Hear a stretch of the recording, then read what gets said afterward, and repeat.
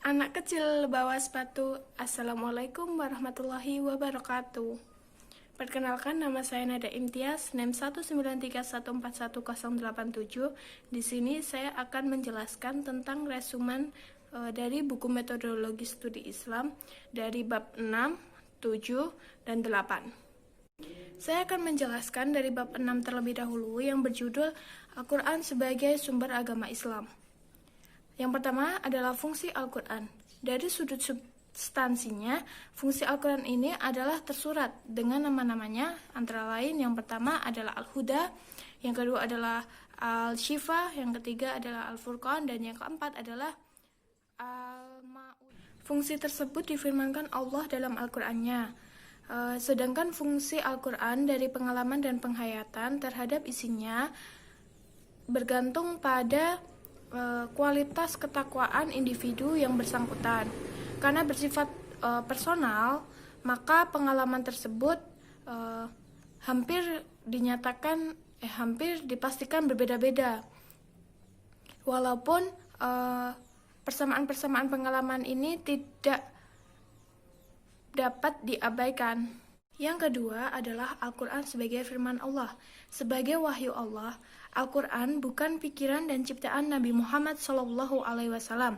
Oleh karena itu, mereka yang mengatakan bahwa Al-Quran adalah ciptaan dan pikiran dari Nabi Muhammad SAW itu tidak benar dan tidak dapat dipertanggungjawabkan. Ya. Demikianlah kedudukan Al-Quran sebagai firman Allah. Berdasarkan substansinya, Al-Quran bukanlah ciptaan Nabi Muhammad SAW. Ia hanya dipelihara oleh Allah yang mewahyukannya. Yang ketiga adalah ulum Al-Quran dan tafsir. Ilmu bantu untuk memahami Al-Quran adalah ulumul Quran dan ilmu tafsir. Dalam Al-Quran dibahas ilmu tafsir.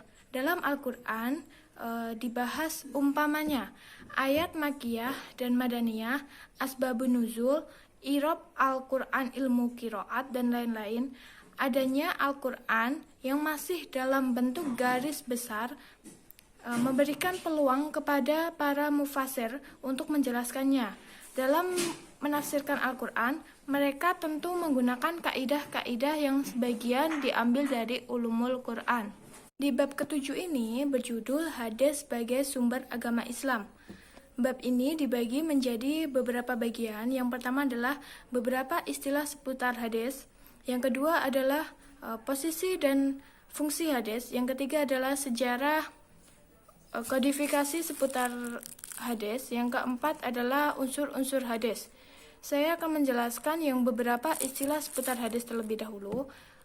Dalam literatur hadis dijumpai beberapa istilah lain yang menunjukkan adanya penyebutan al-hadis yang seperti al-sunnah, al-khabar, al-atsar.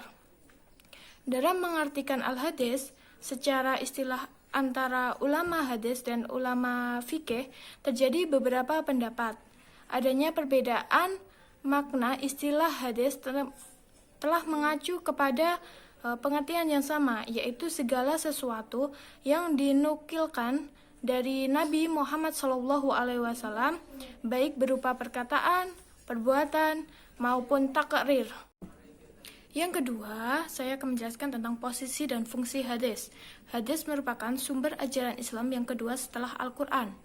Keberadaan hadis ini sebagai sumber kedua setelah Al-Quran ini selain menjadi ketetapan Allah yang dipahami dari ayatnya secara tersirat, juga merupakan ijma'.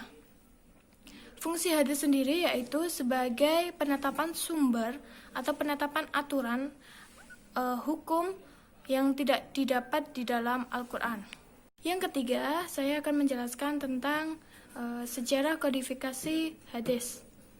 Ada beberapa periodisasi, antara lain periode yang pertama adalah periode Nabi dan disebut masa wahyu dan pembentukan. Pada periode ini, Nabi melarang para sahabat menulis hadis karena di samping adanya rasa takut bercampur antara hadis dan Al-Quran, juga agar berpotensi umat Islam lebih tercurah kepada Al-Quran. Pada periode kedua adalah pada zaman Khulafaur Rasyidin. Masa ini dikenal dengan periode pembatasan hadis dan penyedikitan riwayat.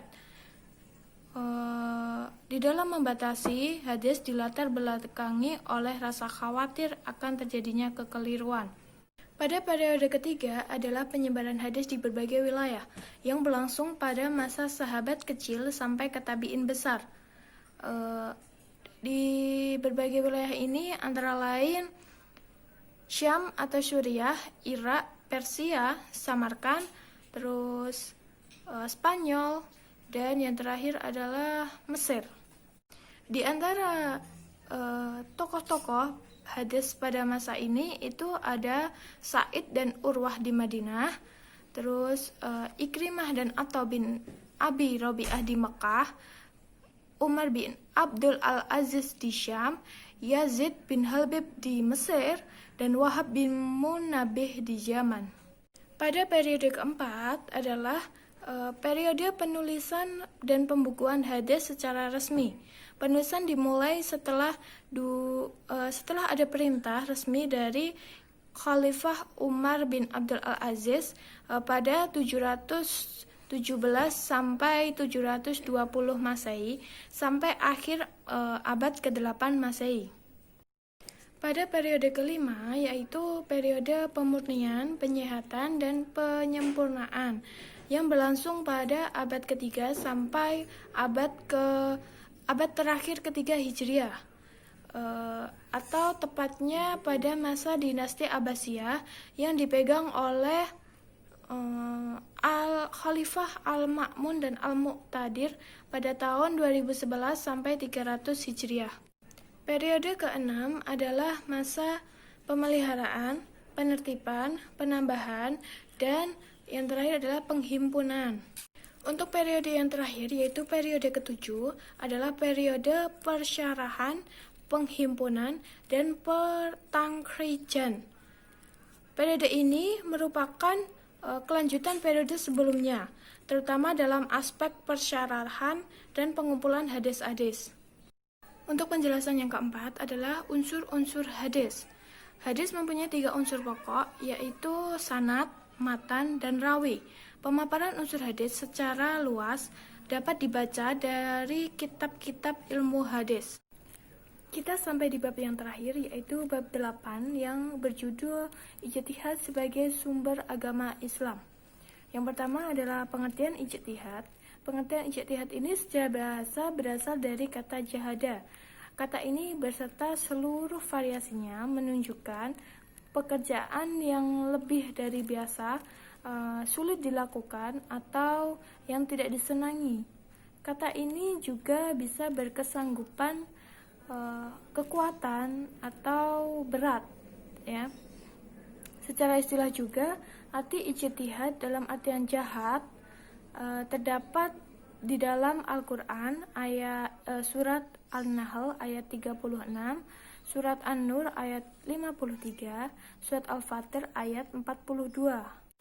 Semua kata itu berarti pengerahan segala kemampuan dan kekuatan, atau bisa juga berarti berlebihan dalam bersumpah.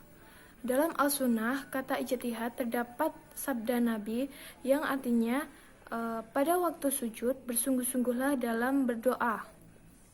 Jadi definisi ijtihad di atas secara tersirat menunjukkan bahwa ijtihad hanya berlaku pada bidang fikih, bidang hukum yang berkenaan dengan amal, bukan bidang pemikiran, ya.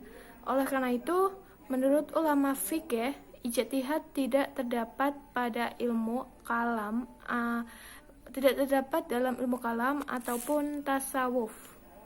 Yang kedua adalah dasar-dasar ijtihad. Dasar-dasar ijtihad ini ialah Al-Quran dan Sunnah. Yang ketiga adalah syarat-syarat ijtihad. Mujtahid adalah orang yang mampu melakukan ijtihad melalui cara istidbat dan dan tahqiq. Melihat begitu banyak dan beragamnya syarat-syarat yang harus dilakukan atau harus dimiliki oleh mujtahid.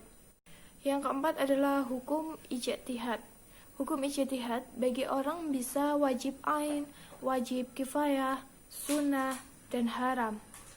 Pada wajib kifayah, jika semua mujtahid tidak melakukan atas kasus tersebut, maka semuanya dianggap berdosa, atau sebaliknya. Yang kelima adalah lapangan ijtihad. Lapangan ijtihad ini adalah masalah-masalah yang diperbolehkan penetapan hukumnya dengan cara ijtihad.